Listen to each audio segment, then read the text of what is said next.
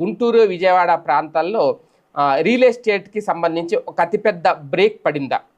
ఖచ్చితంగా అవుననే సమాధానం వినిపిస్తుంది. ఎందుకు అంటే ఆయన తాజాగా మొన్న కూడా చేసిన ఒక అనౌన్స్‌మెంట్ ఏంటి అంటే ఒక 4000 ఎకరాలు మొత్తం ఎకరం 20,00,00,000 చొప్పున విక్రయించాలనుకుంటున్నాము అంటూ తమకి చెందిన మీడియాలో కథనం రావడం. ఇదేమి చంద్రబాబు నాయుడు గారైతే తన నోటితో తాను ప్రకటించలేదు. కాకపోతే ఆ ఆలోచన చేస్తున్నారు చంద్రబాబు నాయుడు గారు అంటూ స్వయంగా ఆంధ్రజ్యోతి పత్రికలోనే పెద్ద వార్త వచ్చింది.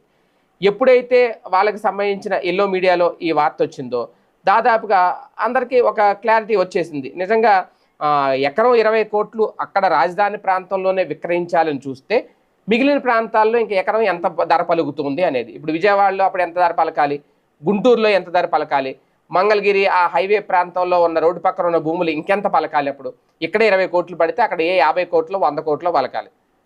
నిజంగా ఆ పరిస్థితి వస్తుంది.